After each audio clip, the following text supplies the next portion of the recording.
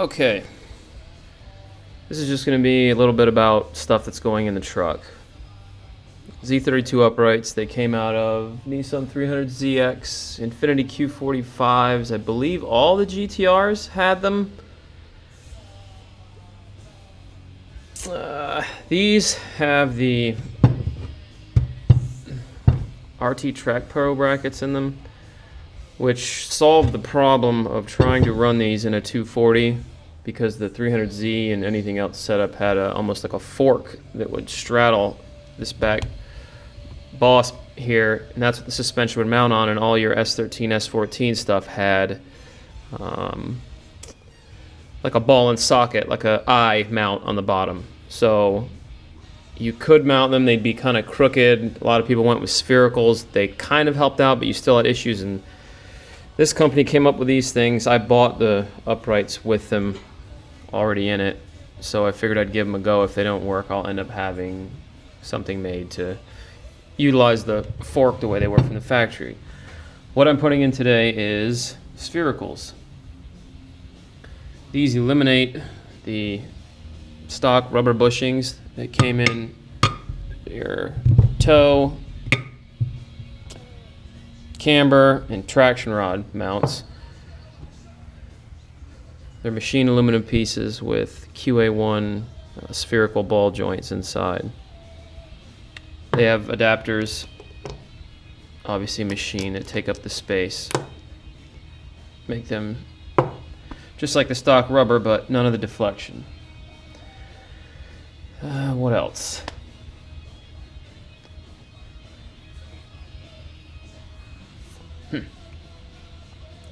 These I got from Def on Zilvia. He sells them. You can buy them from SPL. But what I believe is the SPL or anyone else who makes them, it's a two-piece. This outer shell is two-piece where it's split down the center. You press one piece in, you drop your bearing in, and you press the other piece in. At least I think that's how they work. From the pictures I've seen, I've never actually physically had one.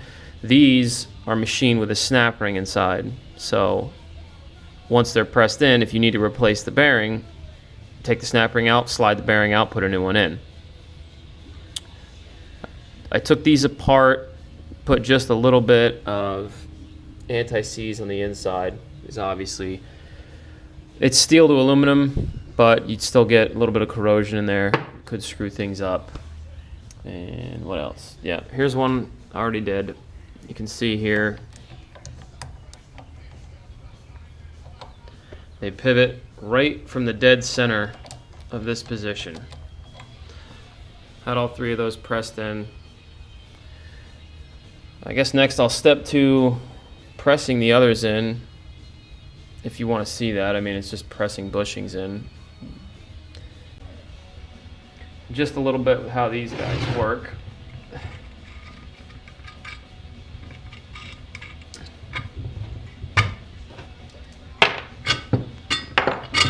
They have a slug that gets pressed in to where the factory bushing, there's a giant rubber bushing that gets pressed into here. These are a little jacked up on both sides because the person I purchased these from did not know how to press stuff in, and this original slug was pressed in crooked, and they didn't have the proper seat for this to sit flat on, so it got into the whatever. They screwed it up. Luckily, I was able to press them out, do a little work, and press them back in. And when I did press this out, it took a lot. It took a couple little chunks of aluminum with it because it's aluminum on aluminum with no lube. So I was able to save this one, press this back in, and yeah, that's it for that one. Oh, another thing, when you're pressing anything, what you want to do is after you've pressed these out, if you ever want to press these out of these, it's a 7/8 socket. Fits just perfect over this rubber bushing to press it out. Then obviously you have to have something on the back side for clearance to let the bushing come through. After it's pressed out, you want to just run your finger around the inside of all these, make sure there's no burrs. And I noticed on these, if you can see, there's a chamfer up top here. So I tried to press in from that end because that kind of gives the bushing a chance to get nice and centered before it starts pressing in, to where if you start pressing it and if the bushing doesn't immediately start sliding in, stop. Check everything, make sure it's all straight, and try it again. Especially with aluminum. Aluminum is not as forgiving as steel. So, all right.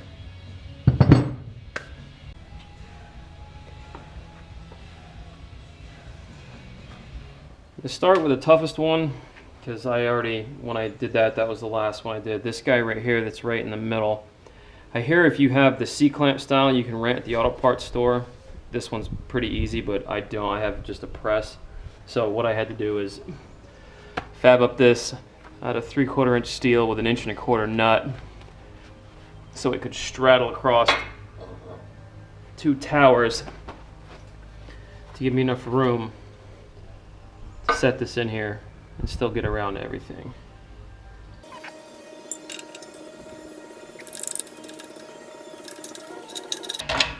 See, that just immediately starts going in smooth. There's really no pressure on this. That's what you want. If you start pressing and it's not moving and pressure starts building up on your press, then yeah.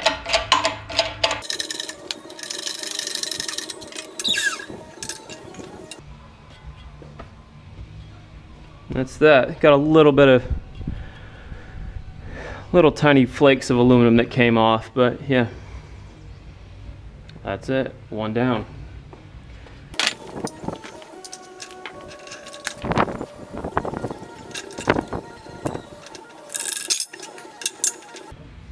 If you're gonna have a press, collect big giant chunks of metal, because you never know. And you'll need a spacer or something to put in here.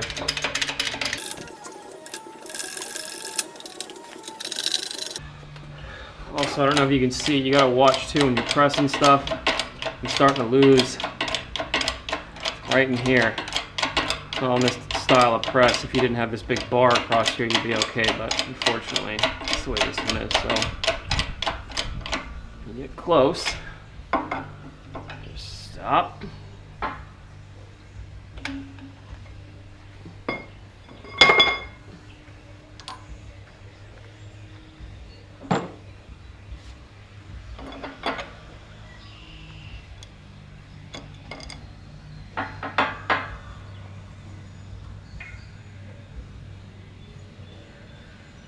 Throw another spacer in, keep going.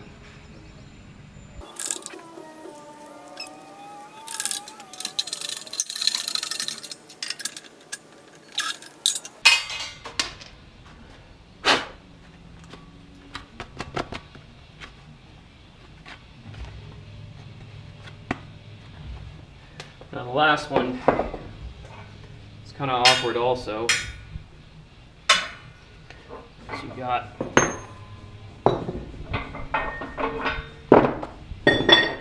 if you had the C-clamp style, probably be a little easier.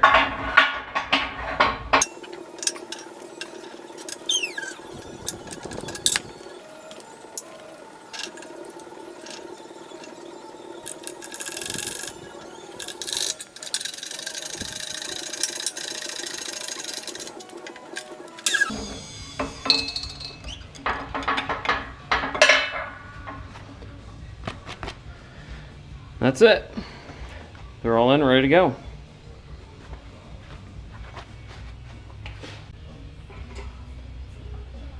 Okay, we'll go over the pros and cons for these also.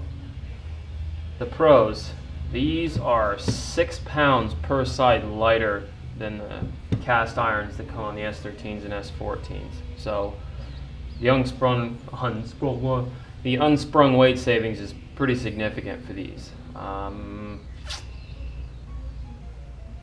Yeah, now to the cons. Well, you have to figure out something if you're putting these in an S chassis vehicle. I'm putting these in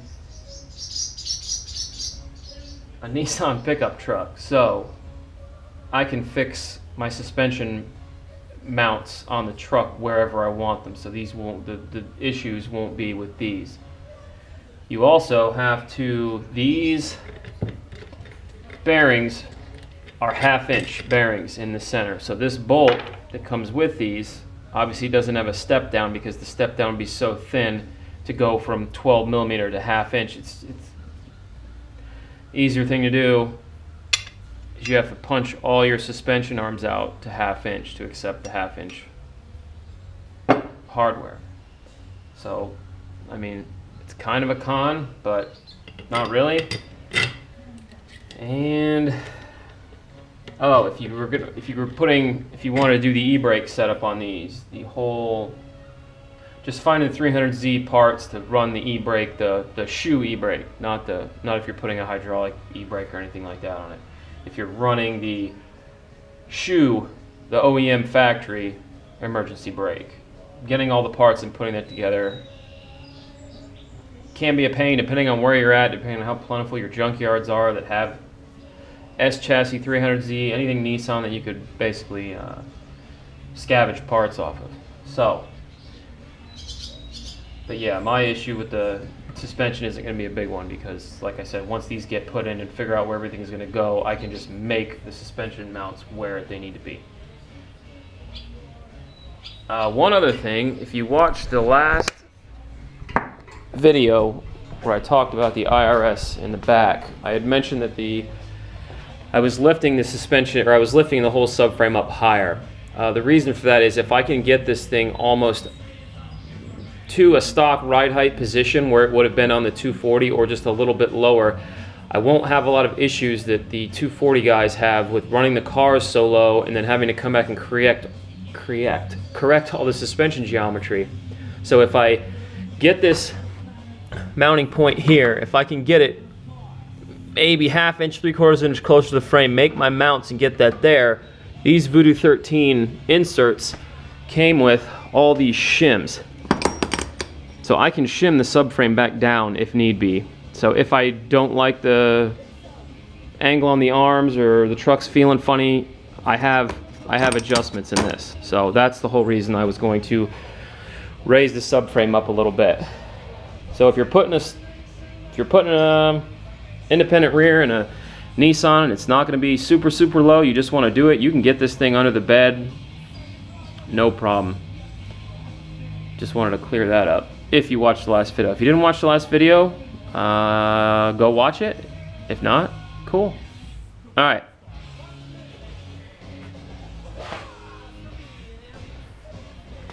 Still don't have anything done up here. Mainly focusing on getting this thing sitting by itself so it's a roller again with the independent rear in the back. I need to, what do I need to do? I need to make the mounts and make the shock mounts. That's it. I have everything. Oh, I need to order lower ball joints for it. And that's it. Yeah, it's kind of a wreck right now. Oh well.